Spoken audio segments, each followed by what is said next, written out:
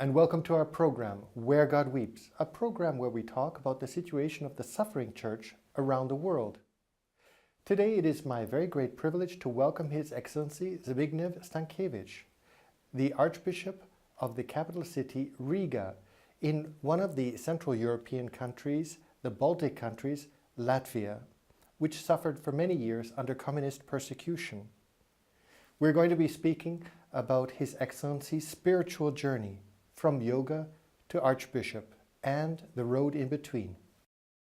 Your Excellency, thank you for being with us here today in our program. Thank you. I am glad to stay with you in the studio, and I hope that we will have a good time.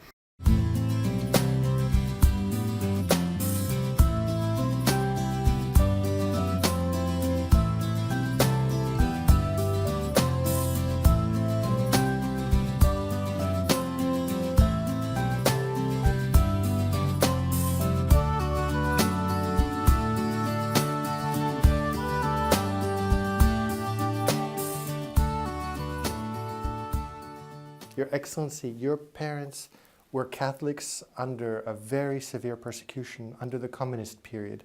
How did they keep their faith during this period of persecution of the Catholic faithful? My father was serving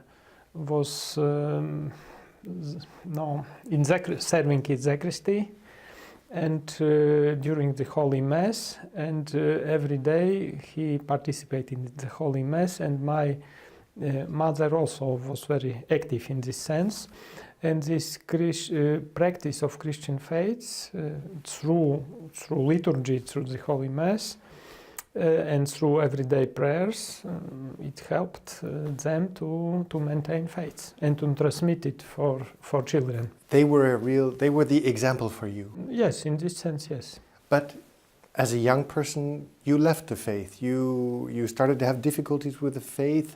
What was it that you decided the Catholic Church was not really that interesting for you anymore? I was about 11, 12 years old. I was a unique believer in the school, and it was difficult to be alone. Yes, believer, and I experienced this pressure from my teachers, from director. They wanted you to leave the faith. They said, God doesn't exist. Yes. And in one moment I made also one compromise in my conscience. And after it, slowly faiths were going down.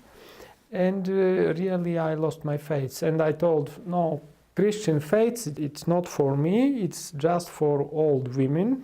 And I have to seek truth in other place, yes. It was my your process, self-justification, your self-justification. At the end. And where did you turn to? What did you look to? I started to practice, to go in for sports. Track and field athletics. You were one of the best runners in Latvia at the time. Yes, when I was attending school, and I tried to reach this self-realization through sports.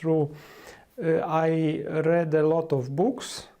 I had good results at school, and after it I started also technical studies. I was interested in computer sciences, robotics, and artificial intellect. Yes. And I hoped that I'll find responses, because I was interested in the sense of life. You sensed you were still hungry for something. Yes.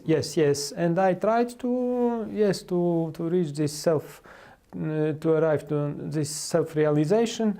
Later I made a little bit also business, because I could travel from Latvia to Poland, and so. But at the end of my technical studies, I have seen that I wanted to reach this goal, good education, and that it's close already, yes.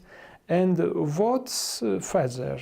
What more? What more, yes. And I started to practice karate, martial arts. in that time, because it was already unofficial, because it was impossible to do it officially. But slowly I entered also with, in contact with yoga. How deep were you involved in yoga at this No, moment? it was mainly asanas, these physical exercises, a little bit pranayama, breathing, and also a little bit exercises of concentration, so-called dharana. But I didn't arrive to siddhi, so-called, to these levels. Powers, yes, powers, and to samadhi, or these ecstatical stages, yes.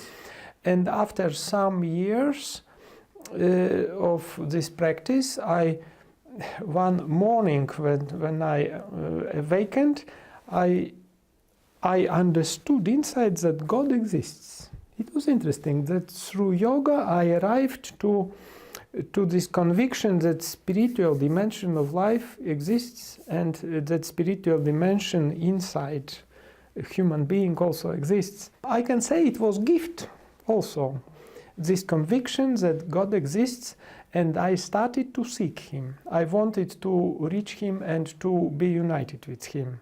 And I formulated as a practitioner of yoga the goal of my life, to find God and to be united with Him. You also touched Hinduism and Buddhism. Was this before or during this period? During. It was during, because during Soviet time it was very difficult to find literature, religious literature, and also about Hinduism and Buddhism and yoga. I was trying to take all was possible, and I tried through yoga and through this reading of these books of masters, new Hindu masters, to practice it and to be more open to this reality. But after some years I have seen that I understood the goal of my life, but I couldn't reach it because I felt that I am not united with God, and that I am, how to say, more distant as at the beginning. And I entered in inner crisis that moment, that I understood that something is not functioning. And properly in that moment, and it was about October of 1980. How old were you at this time? 25 years old. I met a group of underground Christians, ecumenical group, founded in Moscow, but also two communities were in Riga. And one of leaders of this movement, he told me, you are seeking guru. Because I understood that without guru I couldn't make progress in this way. And I proposed that you can take Jesus Christ as your guru. In that time I read Gospel, and I understood that Jesus is a serious person, that Jesus is sympathetic, yes. And I accepted this proposal, and I started to attend these meetings of that group. And it was interesting that at the beginning I couldn't accept, it was difficult for me, I couldn't understand it, that Jesus is unique Son of God. Because in Hinduism everybody is a God. Is a God, yes. And for me it was difficult to reconcile it. But I thought, okay, it's unique point in Credo. I couldn't understand it, but okay, I put it aside. And it was interesting that after some months, it wasn't a problem for me. I could accept that Jesus is the unique Son of God. And I had this desire to go to confession. After just some months, when I started to attend this group, and I went to the confession, but in Catholic Church, in my native church. And after this confession, I felt inside that that I have done good job, that I made right step, and I was peaceful inside, yes. First of all, how interesting that God writes with crooked lines, no? How he led you through this apparently contradictory way to, again, back to him. Mm-hmm. Did you confess your practice of yoga and your spiritual search? Many people today consider yoga to be harmless. It's the physical exercise and then the levels of mantra and these things. It's harmless today. And a lot of young people. So my question to you is, you've been through yoga and you've been through these Eastern philosophies. Was it something that you felt you had to confess as something which, in fact, was leading you, or you were on a path which was, in fact, somehow away from God before God pulled you back?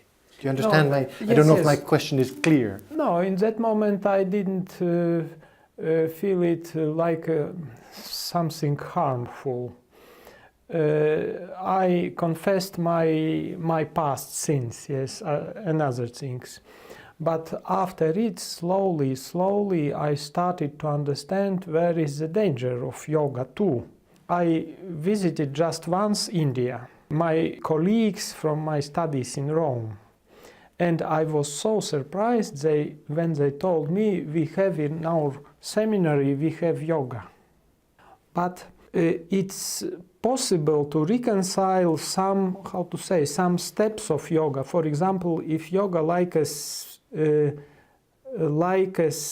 physical exercise for our body, also maybe for our breathing, it's okay, or just exercise for concentration. But if we are starting to use mantras, because mantras, it means these are Hindu prayers, names of Hindu gods. Yes, it's for us. It's contradictory. We couldn't say Jesus is the Lord and Krishna is the Lord also. Yes, to invoke Krishna or Shiva. Yes, and we have to be very attentive because yoga has another. In German language, it's Weltanschauung. Yeah, another it's vision of world. World vision. World vision, and also vision of human being and vision of God. And we have to analyze it, and just we can apply just this first level, physical level, and these exercises. But we couldn't enter in this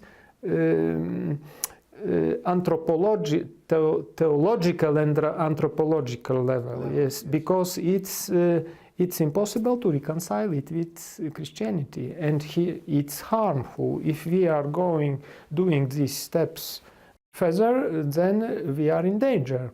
And also these so-called spiritual practices and communications with spiritual beings, yeah, of course, it's very dangerous. And for example, Jean-Jacques Verlaine described all these things, or Father Pilar from other side. Yes, he also explains these things. Yes, and for this reason, I was really happy that I didn't enter too deeply inside. Yes, I understand. When along this road did you start to understand that you had a vocation to the priesthood? After 9 years as a member of this ecumenical group, because I was convinced at the starting point when I entered in this group that I have a vocation to evangelize and to share the gospel message with other persons. And I was convinced that, it's the best way to be a member of this group, and as an engineer, as lay person, I could enter in each environment. Yes. Yeah.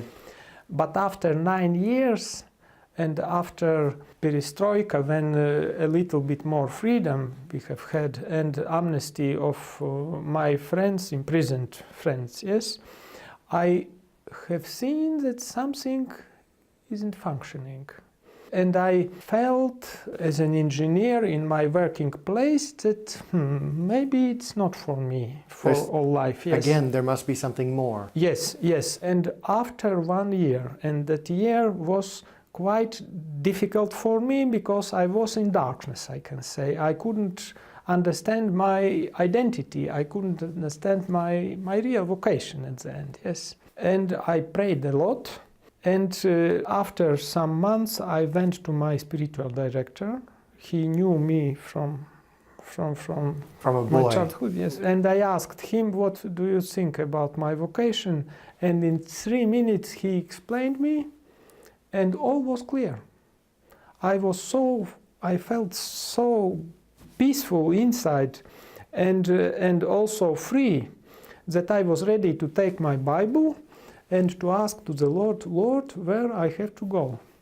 To study now. Yes, because I responded yes. And after 2 months, I was already in theological seminary in Lublin, unique Catholic university in the socialist camp. Your parents must have been praying and praying and praying and praying for their son. A lot, yes. And they were very happy when I was back to the church and when I started the studies. And they were there for your ordination? Yes, they were present. They were happy, yes, for it. Then, June 16th, 2010, you received a letter from the Apostolic Nuncio, from Pope Benedict XVI, yes, calling you to be the Archbishop of Riga. That must have been another wave of uncertainty or how did you receive this letter? No, first of all, it was like a dream, because Nuncio called me and he told me I have to meet you. I responded, all this week is busy and I couldn't this week, maybe next week. He responded me, no, question is very important and we have to do it fast. Now.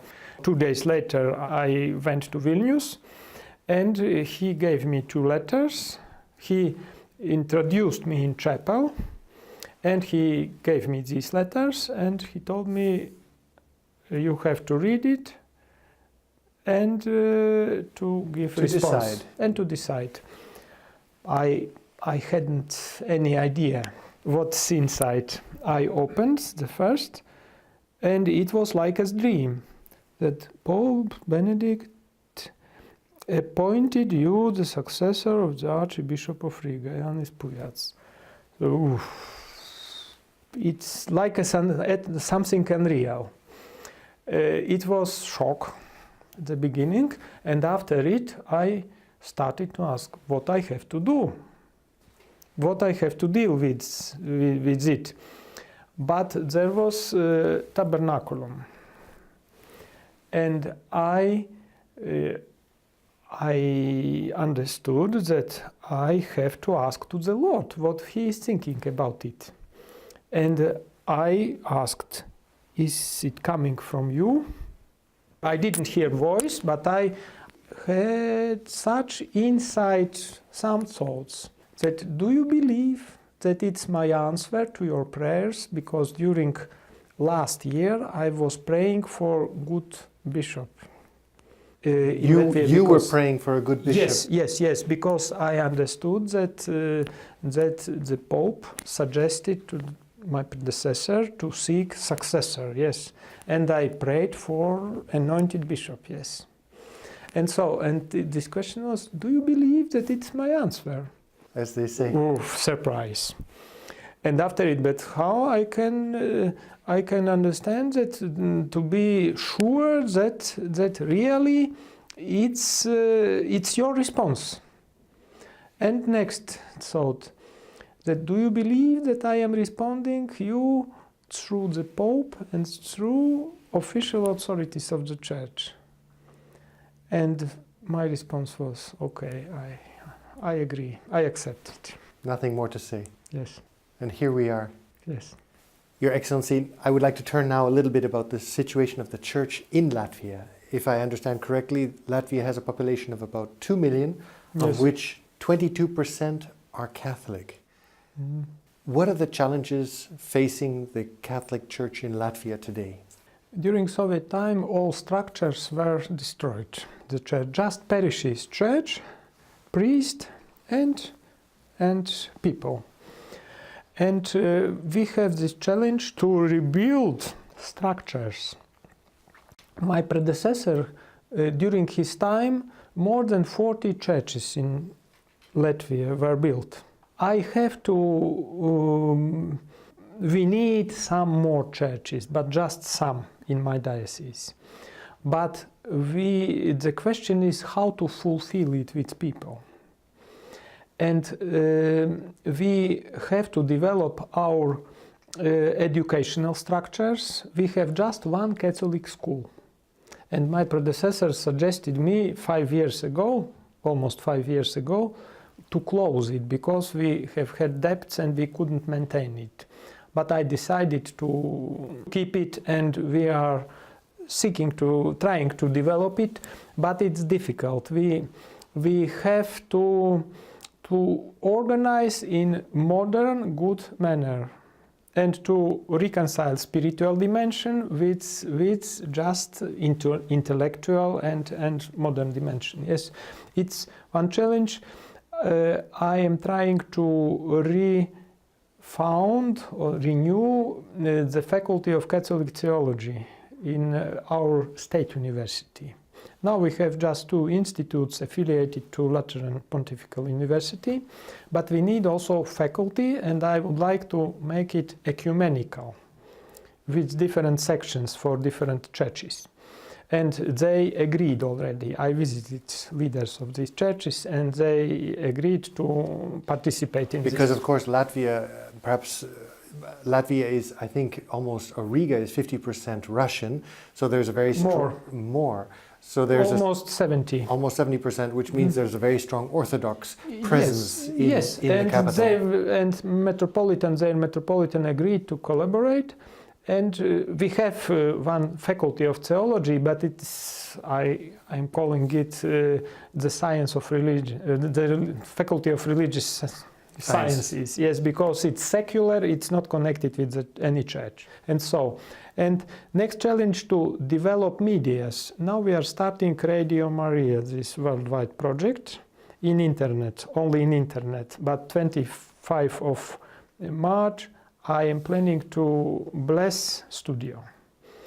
Then we need also to develop our web page and to make it modern, and to transmit the gospel through this web page, and to transmit also news about church situation life, of the church. About situation. We need to, to build all these structures because we hadn't it. And I am trying in this more than 4 years, slowly, step by step, to rebuild it. These structures were destroyed, obviously, during the communist period, 40 years of communist period, and the people too were destroyed in their faith. What scars do you see on the hearts of the people still as a residue of that communist history? First of all, self-esteem, because during communist time, one person was nothing, like as part of mechanism. And we have quite low this level of self-esteem. We have to rediscover that we are precious in the sight of God, yes. And also to appreciate one another, because it's difficult for us to say good words that, oh, you are good, you are okay, you can do it. Yes. Is that because the trust was broken in the relationships? Yes, because a lot of suspicions, yes, a lot of spies in Soviet time, and these are wounds from the time, and then also sense of responsibility, because during Soviet time, all was ours. The state was everything, so the person was not responsible. Yes, and the spirit of initiative also. We have a lot to do. And really, and the contact with persons from abroad, from Western world, we can we can take it from them. But we can share also our faiths, because we were the Church of Martyrs during Soviet time. The most part of our priests were or imprisoned or killed. Persecuted or killed, yes. And for this reason we have also this tradition, we have these roots, and we have good sense of sacrum.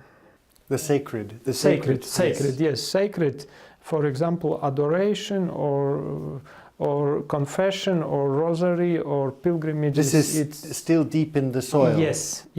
And for this reason we can share it, and also our ecumenical experience, the ecumenical relationships. For this reason we can share our treasures, but we need also your treasures.